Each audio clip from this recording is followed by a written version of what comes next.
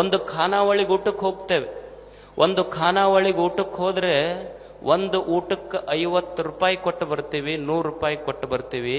ಆದರೆ ಈ ಜಗತ್ತಿನ ಜೀವಿಗಳಿಗೆಲ್ಲ ಕೋಟಿ ಕೋಟಿ ವರ್ಷಗಳಿಂದ ಹಸಿವಿಲ್ಲದಂಗ ಬದುಕಿಸಿದ ದೇವನಿಗೆ ನಾವೇನು ಕೊಟ್ಟಿವಿ ಹೇಳಿ? ಈ ನಿಸರ್ಗಕ್ಕೆ ನಾವೇನು ಕೊಟ್ಟಿವಿ ಹೇಳಿ? ಒಂದು ತಿಂಗಳಾತು ಅಂದ್ರೆ KPTCLನವ್ರು ಬಂದು ನಮ್ಮ ಕರೆಂಟ್ ಬಿಲ್ ತಗೊಳ್ತಾರೆ. ಎಷ್ಟಾತು ಒಂದು ತಿಂಗಳಿಗೆ ಬಿಲ್ ಕಟ್ಟಿ ಹೋಗು ಅಂತ ತಿಳ್ಕೊಂಡು.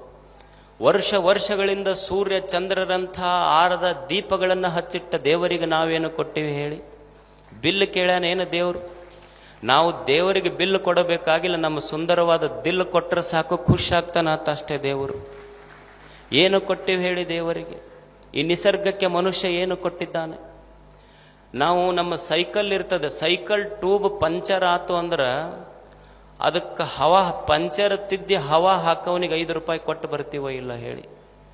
ಒಂದು ಸಾಮಾನ್ಯವಾದ ಸೈಕಲ್ ಟ್ಯೂಬ್ ಪಂಚರ್ ಆದರೆ ಅದನ್ನು ಪಂಚರ್ ತಿದ್ದಿ ಹವಾ ಹಾಕುವವನಿಗೆ 5 ರೂಪಾಯಿ ಕೊಟ್ಟು ಬರ್ತೀವಿ.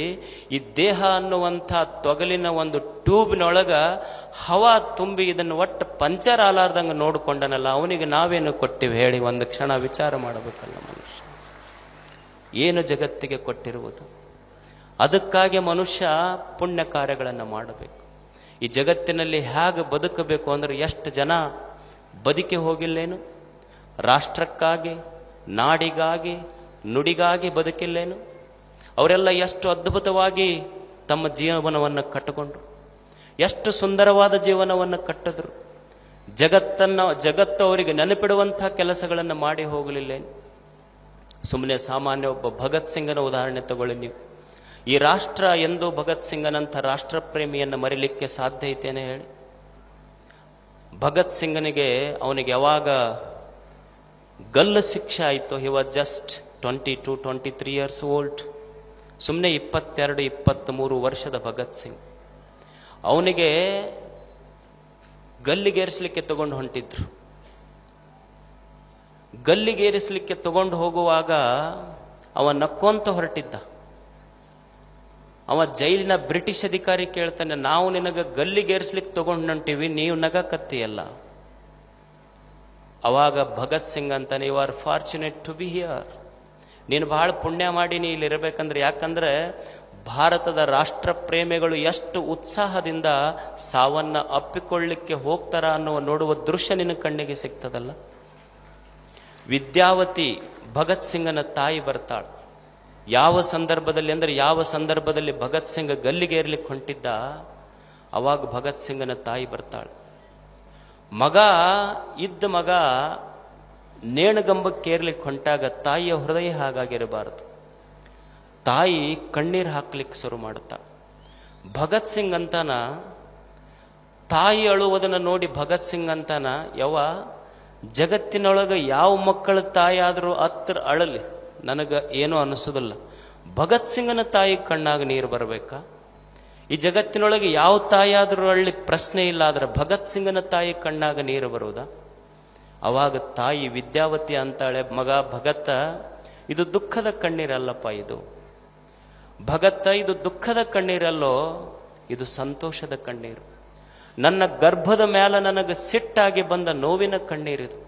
ಯಾಕಂದ್ರೆ ನನಗೆ ಯಾಕೆ ದುಃಖ ಆಗೈತಿ, ಈ ಕಣ್ಣಾಗ ಯಾಕೆ ನೀರು ಬಂದೈತಿ ಅಂದ್ರೆ, ಈ ವಿದ್ಯಾವತಿಯ ಗರ್ಭಕ್ಕೆ ಭಗತ್ ಸಿಂಗನಂಥ ಒಬ್ಬನೇ ಮಗನನ್ನ ಹೆರಿಗೆ ಮಾಡುವಂಥ, ಗರ್ಭಧರಿಸುವಂಥ ಶಕ್ತಿ ಬಂತೆ ಹೊರತು ಅಕಸ್ಮಾತ್ 10 ಮಂದಿ ಮಕ್ಕಳು ಭಗತ್ ಸಿಂಗನಂತವ್ರು ಹುಟ್ಟಿದ್ರೆ 10 ಮಂದಿಗೂ ದೇಶ ಸೇವಾ ಸಲುವಾಗಿ ಕಳಿಸ್ತಿದ್ದೆ ನಾನು ಅಂತಾಳ ವಿದ್ಯಾವತಿ.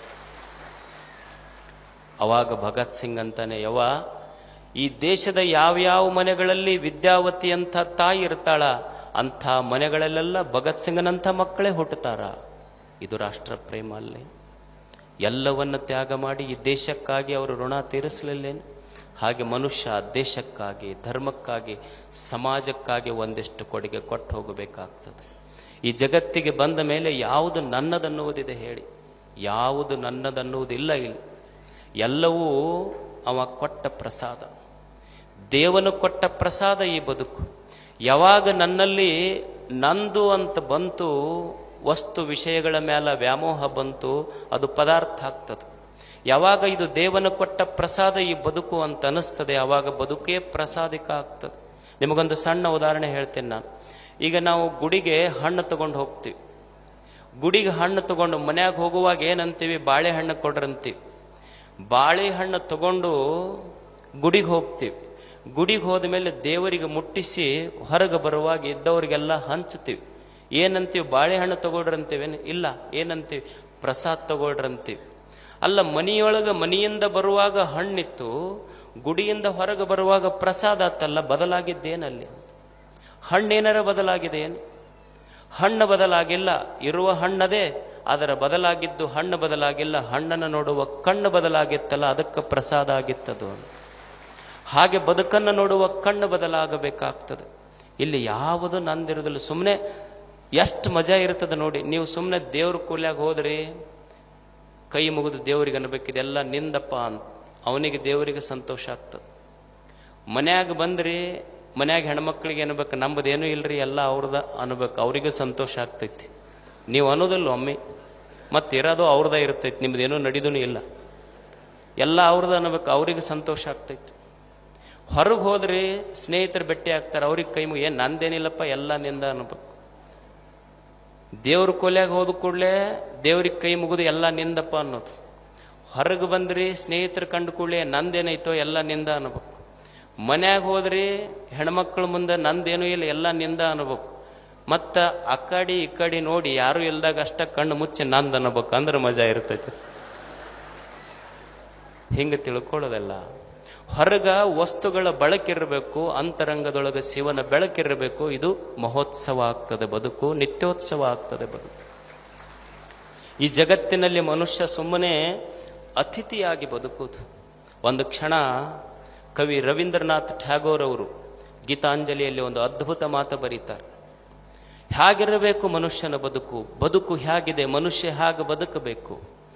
ಅವರೊಂದು ಸುಂದರವಾದ ಕವನ ಬರೀತಾರೆ. I have had my invitation to this world's festival. Thus my life has been blessed. My part in this fest is to play upon my instrument. I have done all that I could do. ಎಷ್ಟು ಸುಂದರವಾದ ಮಾತಿದು. ಕವಿ ರವೀಂದ್ರ ಅಂತಾರೆ, I have had my invitation to this world's festival. Thus my life has been blessed. ಇದು ಜಗತ್ತೇನಿದೆಯಲ್ಲ, ಇದು ಜಗತ್ತು ದೇವನ ಜಾತ್ರೆ. ಇದು ಈ ಜಗತ್ತು ದೇವನ ಉತ್ಸವ. ಇದು ನಮ್ಮ ಉತ್ಸವ ಅಲ್ಲ, ನಿಮ್ಮ ಉತ್ಸವ ಅಲ್ಲ, ದೇವನ ಉತ್ಸವ. ನಮ್ಮ ಉತ್ಸವದಲ್ಲಿ ನಾವು ಲೈಟ್ ಹಾಕಿರ್ತೀವಿಲ್ಲ, ಇದು ದೇವನ ಉತ್ಸವದಲ್ಲಿ ಚಂದ್ರ ತಾರೆ ನಕ್ಷತ್ರಗಳ ಬೆಳಕಿದೆ.